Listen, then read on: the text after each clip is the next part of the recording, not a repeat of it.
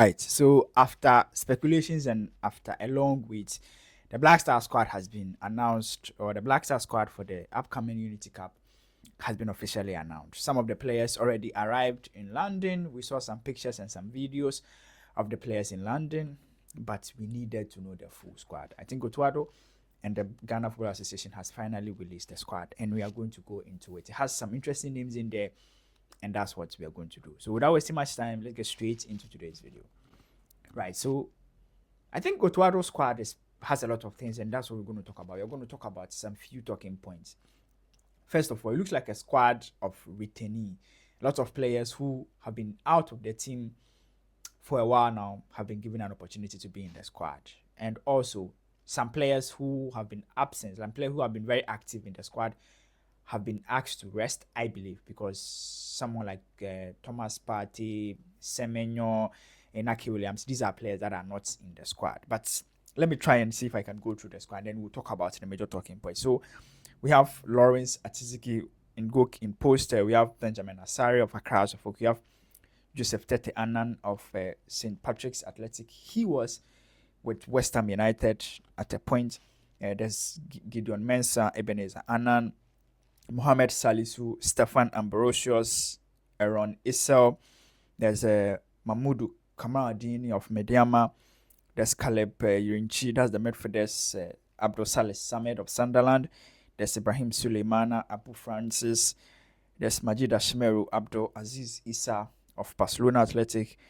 There's Lawrence Ajekum. And then there's Christopher Bao Bonsu. There's Jordan Ayew, Thomas Sante, Felix Afenejan, Kwame Poku, and Mohamed Gaddafi Fuseni. This squad, if you look at it very well, it has a lot of things around it, and we're going to break into it. First of all, it has a lot of experienced players out of the squad.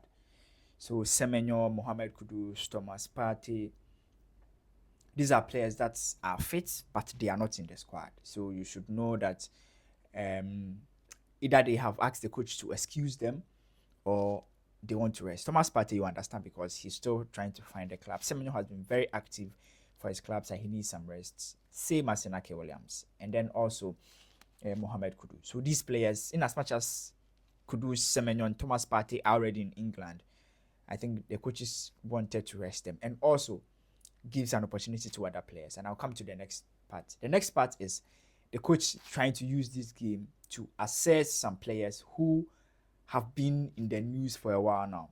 Someone like Caleb Yurinchi, for instance. There's been a lot of conversation around him about how good he is, how brilliant he has been as a forward.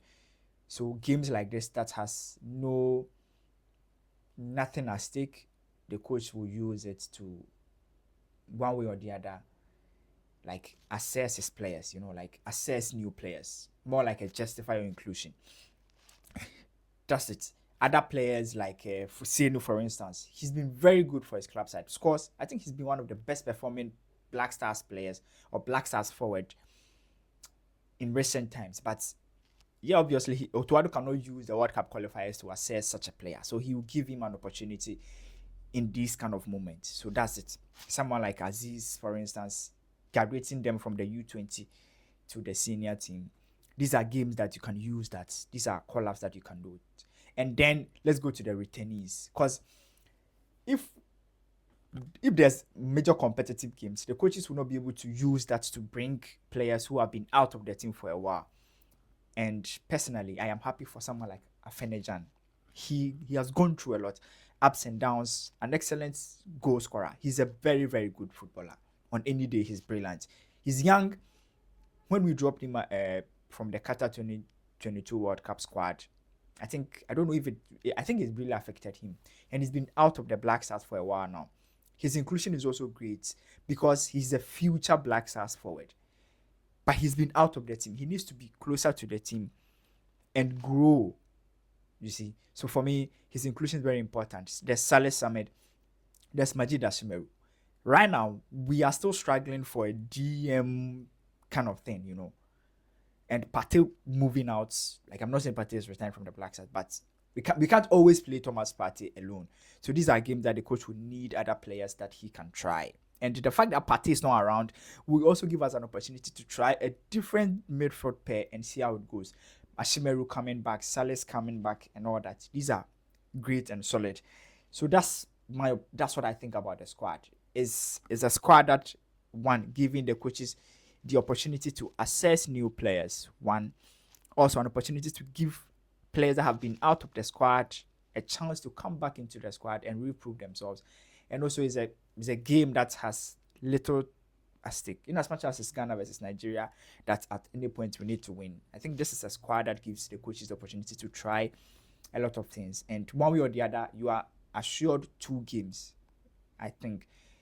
So Ghana has to play against Nigeria, and then the winner will go and play against, which more like a finals against whoever wins against Jamaica and Trinidad and Tobago. So this is the Black Star squad. If you ask me, I think it's pretty much a fair squad. If you ask of my opinion, because in most cases, yeah, the other players that you expect them to be in the squad, especially when it comes to the local scene, there's Stephen Amankona, who is the top scorer of the Ghana Premier League. He has not been in the squad, and there's been a lot of conversations around he being present and all that. And so for me, if you ask me, he is one of the major absent. And then there's Babaraman. I think Babaraman lives in England, very close to where the Black Stars players are camped. He was in the team's camp, and there was a video of him.